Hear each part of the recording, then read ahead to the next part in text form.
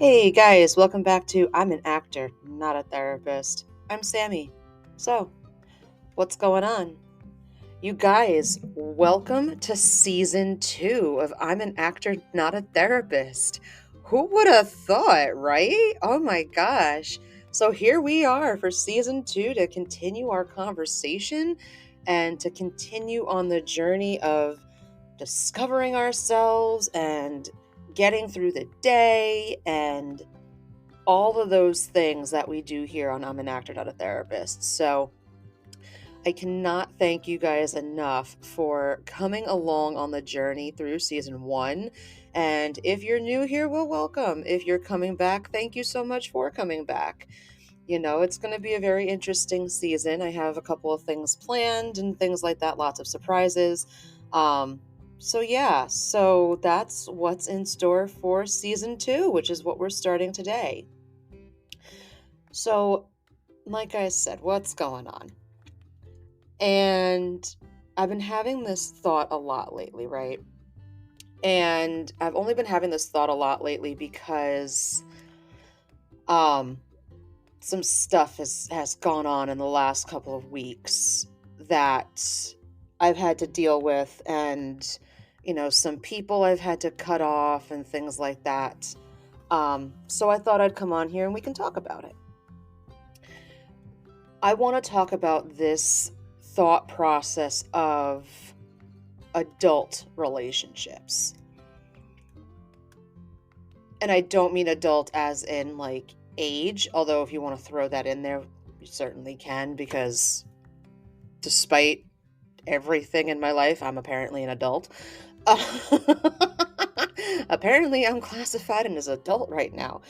Um, so this concept of adult friendships, adult relationships. And I've only been thinking about this because I thought I was in some adult relationships, and it turns out, um, whereas I might have been the adult, the other person in the relationship was most certainly not. Um, and because I've spent so much time in relationships where I have been the only adult, um, it's very odd to me now that I'm in adult relationships. Sometimes it's hard for me to distinguish how to I don't want to say how to conduct myself, because that's not what I mean. Um but it took me a long time to figure out how to navigate my way through an adult relationship. For me to say, okay, just because this person didn't text me back for 2 days or a week or however long doesn't necessarily mean that they're mad at me. It means that they're busy. It means that they're not near their phone. It means something else contrary to what I knew to be true before getting into these adult relationships, right? So with the old group of friends that I had, if I didn't hear from somebody for a couple of days, that was their way of passive aggressively telling me that they were mad at me. And what I didn't realize going into these adult relationships that I have now is that thought process of, if I don't hear from my friend for a couple of days, they're mad at me, has almost become like a trauma response. Whereas that's when my brain starts to kind of panic a little bit. And I start going through the list of what could I have done wrong? What did I say? What did I do? What aren't they telling me? When in reality, the other person is just busy. They've got life to deal with. They've got work, they've got a kid, they've got something that is preventing them from texting me back. And that's an adult relationship. That's fine. But I've had to rewire my brain. It took me a long time to rewire my brain, um, in order to realize that not everybody is attached to their phone all day. And the people that I was in friendships with were attached to their phones all day long because they never matured out of that phase of their life. Like if you look at, and I hate to pigeonhole people, and I apologize from the bottom of my little heart for doing this, but the comparison is kind of apt in this conversation we're having here. It's like they never got past the teenage mentality of always having to be attached to their phones. And again, I know that's a generalization that I just threw out there, and I really try hard not to do generalizations like that. But in the context of the conversation we're having it makes sense. Because the people that I had in my life before the group of people that I have now, they were all always attached to their phones. And, you know, it became, if I don't hear from you, it's because you don't want me to hear from you for whatever reason. It would never enter my mind that if one of my former friends didn't text me back that they were busy. If I didn't hear from one of my former friends for a couple of days, that meant they were mad at me for something they thought I did wrong. So it took me a long time to get over that, to get through that, to realize that in adult relationships, sometimes you won't hear from somebody for a couple of days because life is happening and people have to deal with life and people have to handle life things. It doesn't necessarily mean that somebody is mad at you. Another thing that I had to learn being in an adult relationship is that it's okay to be mad at somebody, and instead of completely cutting them off, it's okay to sit down and have a conversation with them and see if you can work out the mad. Um, it doesn't need to be a screaming match. It does not need to be them ignoring you for days. If you're having a problem with somebody and you can't sit down with them and talk it out, then there's a bigger problem than whatever problem's looking you in the face right in that moment. Does that make sense? I hope that makes sense. I hope that makes sense. Because, again, it took me a while to get to this point. It took me a while to understand that it was okay in a relationship with friends. It's okay for you to have hurt feelings.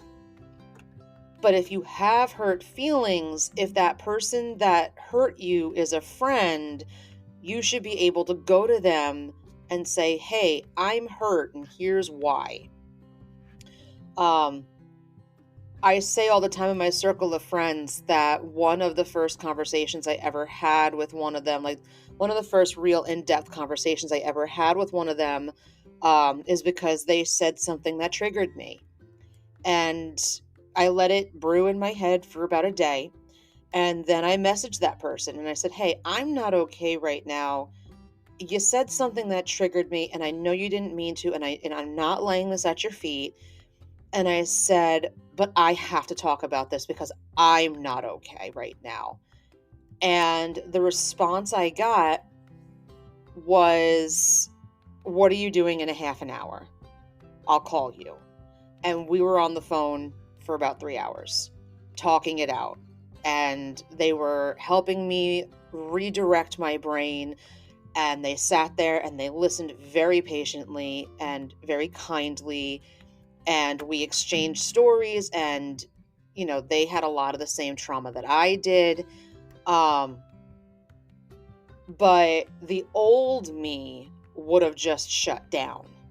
The me that was in the relationship I was in with my former friends would have just shut down. I would not have reached out and said, hey, you kind of triggered me, and here's why you triggered me.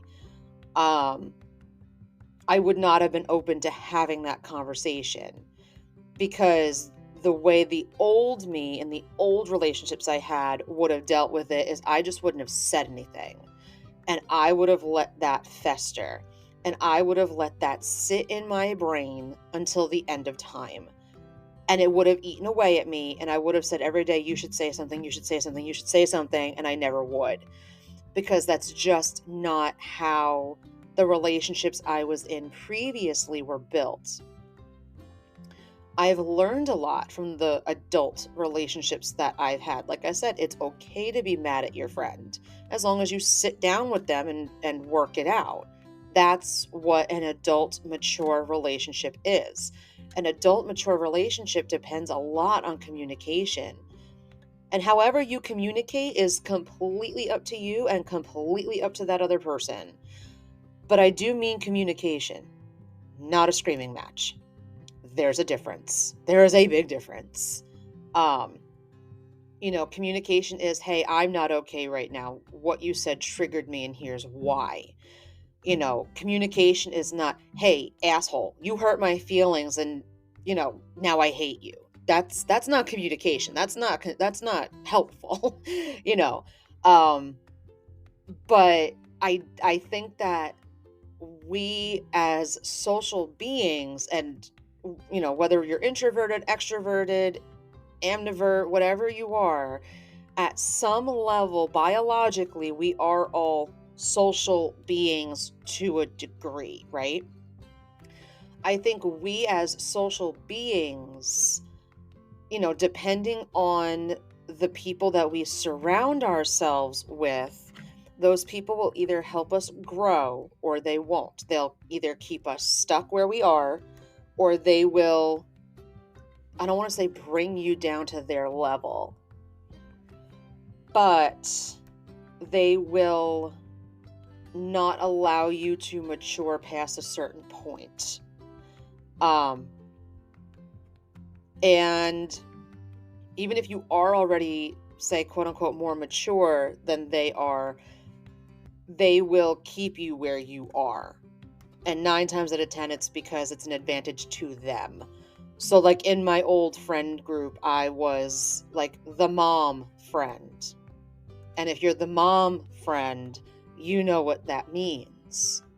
It means you're the most mature person of the group. It means it's your almost responsibility to take care of the other people in that group. And while the first time you're called the mom friend, it could be flattering. It can be, oh, you trust me. Oh, I'm always here for you. That's what the mom friend says, right? Because I was the mom friend. So that's what the mom friend says. But what ends up happening is that everybody goes to the mom friend, and then they kind of give up their responsibility to that person when they're in a group together. Like, for example, right? You, as the mom friend, go out with your other friends to a bar. Well, you're the mom friend, so you'll make sure that these people get home safe. You're the mom friend, so you're not going to be the one that needs a ride home. You're going to be the one giving people the ride home.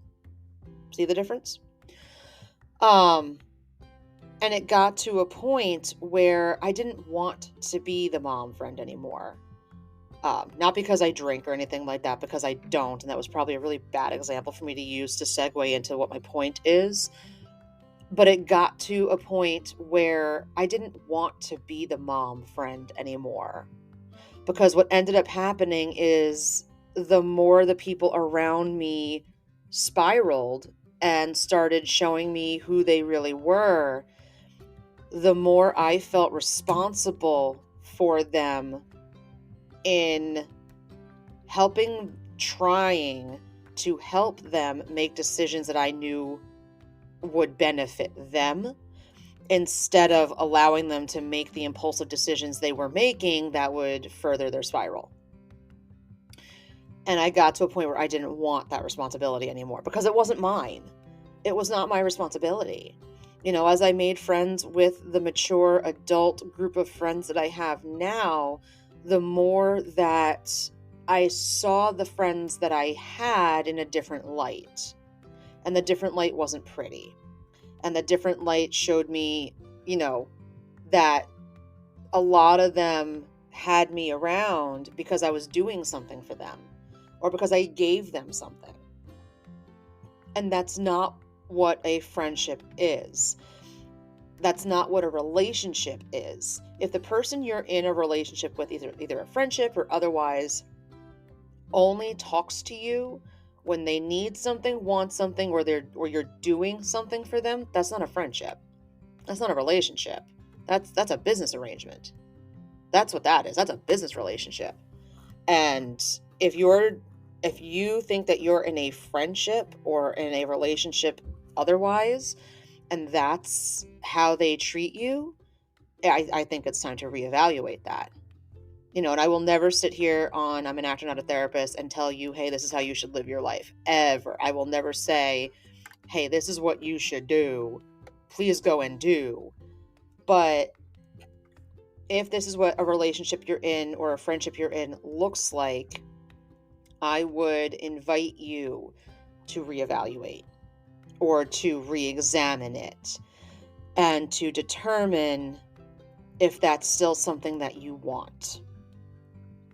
Because what I personally have found is after I allowed myself to cut those people off, and when I say cut them off, here's what I mean. And cutting people off looks very different for everybody. So the way I did it might be very different from the way that somebody else will do it.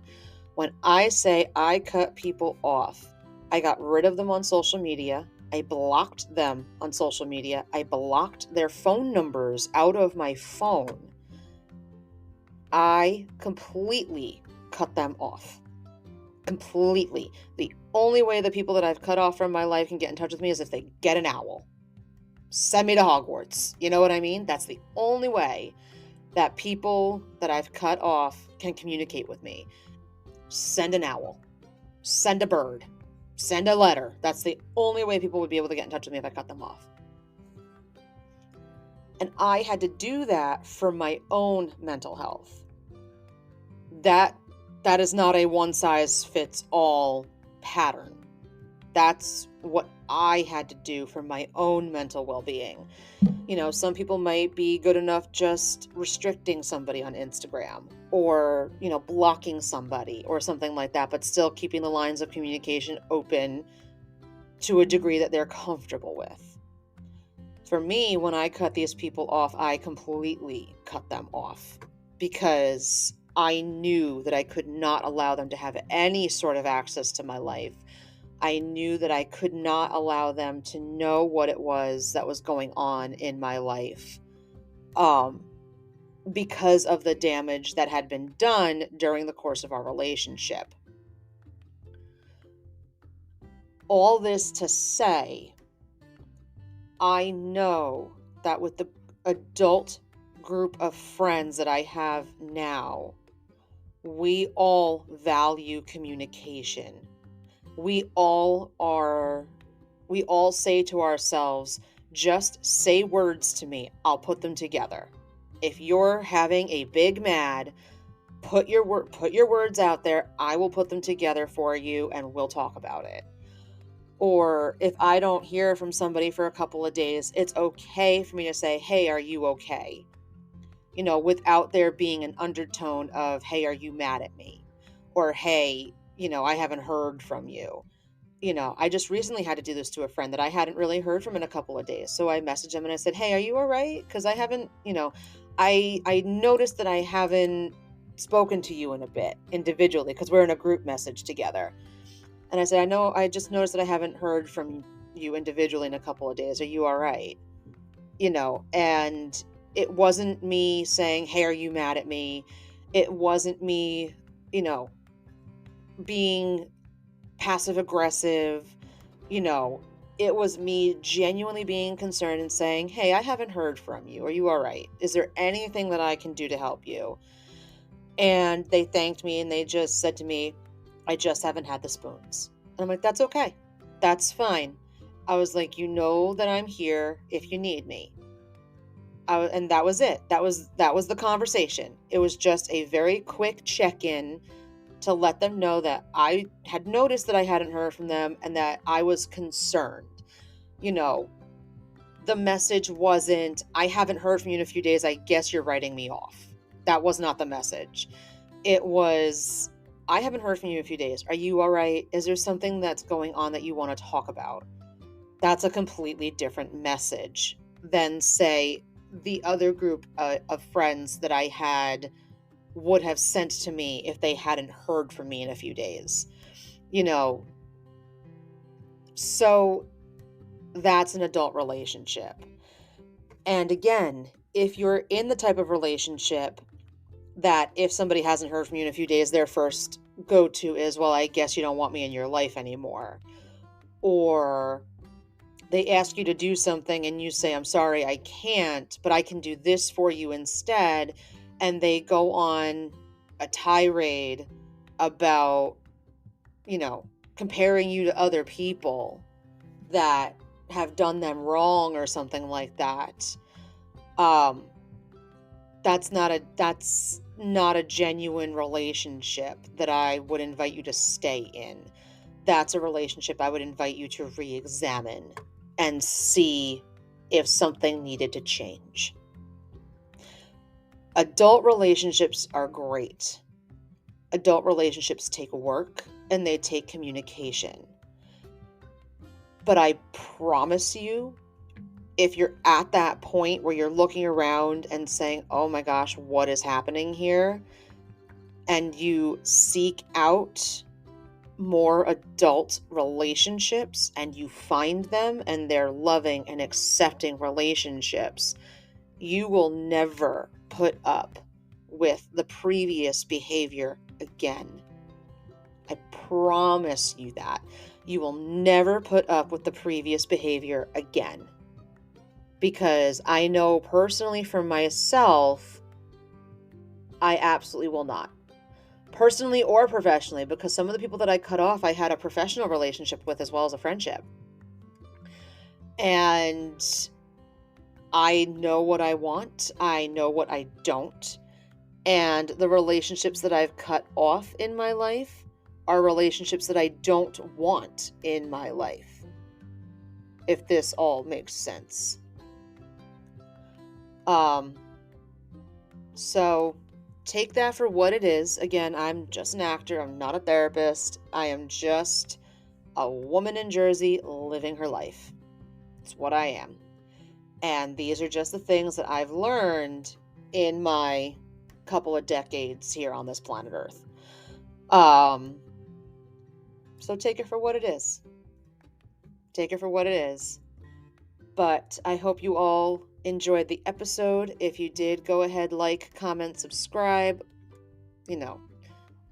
Follow me on TikTok, follow me on Instagram, all the good stuff. And I hope to see you all again next week for I'm an Actor, Not a Therapist. And again, thank you so, so much for a fabulous season 1. And welcome to season 2. Have a fabulous week. I will see you all next Sunday. Bye.